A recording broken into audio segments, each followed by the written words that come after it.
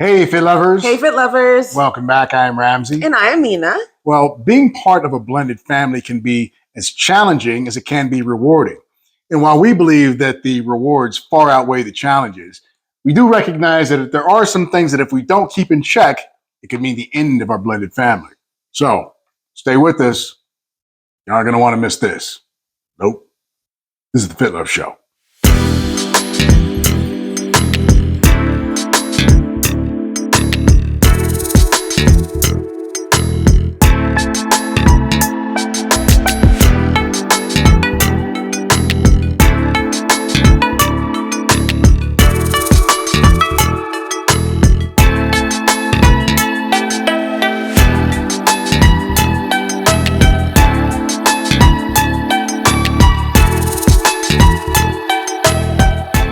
There are plenty of reasons why a blended family can fail. Now, we're not trying to be all doom and gloom or anything. It's just that there are some things that, if not paid attention to, can cause your blended family to not blend so well anymore. So today we'll be looking at 3 things that are hazardous to the health of your blended family and need to be kept in check.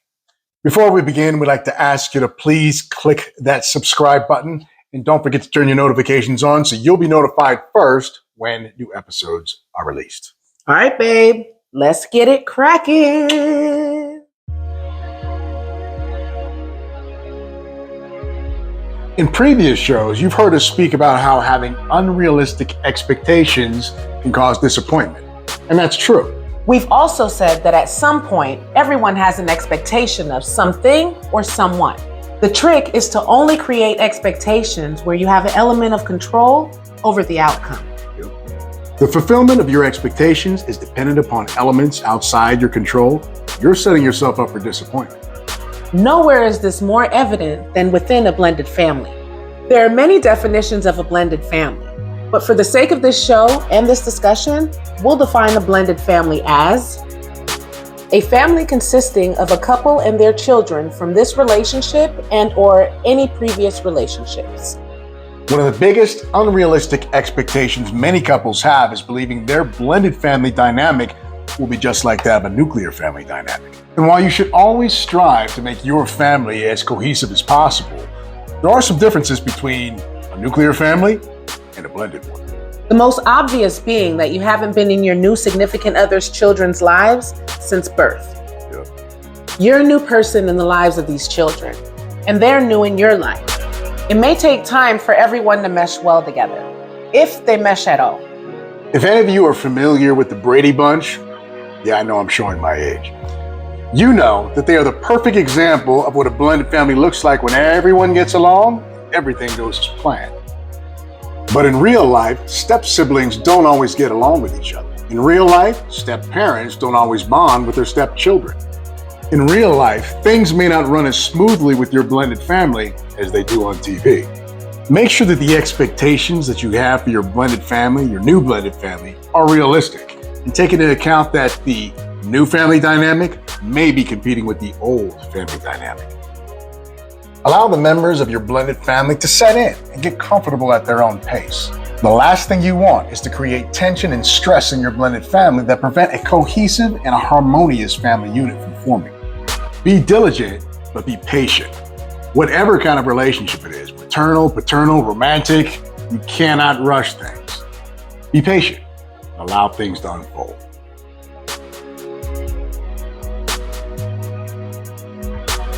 Parenting differences can significantly impact how a blended family meshes and interacts with each other. A couple of ways in which parenting differences can negatively impact a blended family are discipline disparities. When one parent has a more permissive approach to discipline, while the other parent has a stricter approach, it can create friction not only between the kids, but also with the parents. Yep.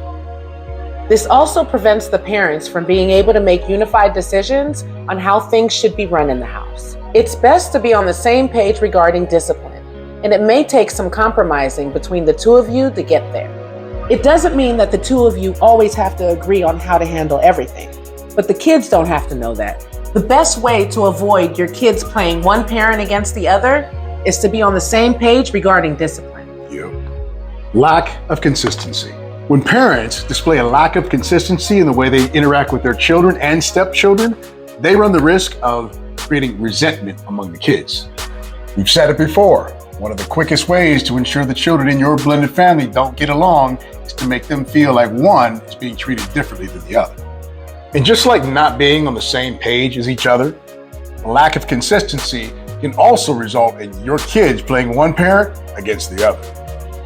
The next time you're faced with having to make a decision regarding the kids, tell them you need to think on it and that you'll get back to them in 5 minutes. This way, you and your significant other can make sure you're both on the same page and your answers are consistent with one another's.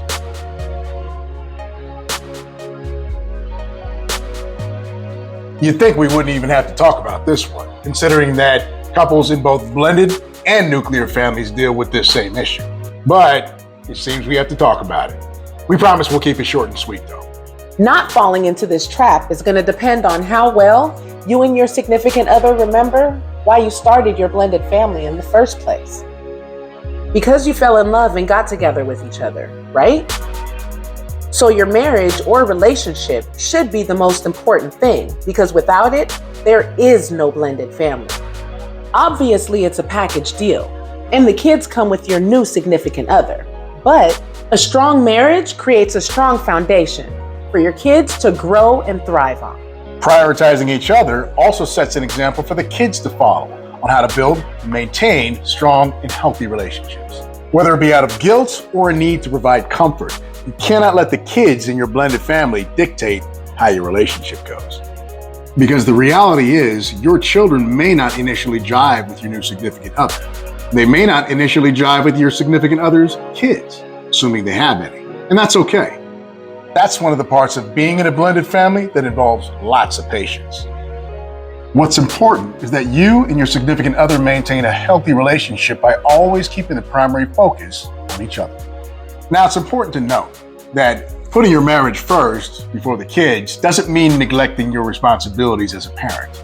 It means finding a balance between your relationship and your role as a parent and making sure that both are given the proper attention. Well, FitLovers, that's our show for today. We thank you for joining us. Thank you. If any of you are part of a blended family and have questions or comments, or if you're not part of a blended family and just have questions, please drop them in the comment section below. We may use your question or comment as our next show topic. You never know. You never know. Never know. Never know. And with that being said, please like and subscribe to our channel, FitLove 101, and share this video. And don't forget to turn your notifications on so you'll be notified first when new episodes are released. Yup. Thanks again, FitLovers. Thanks. See you next time. Babe, do the piece with me.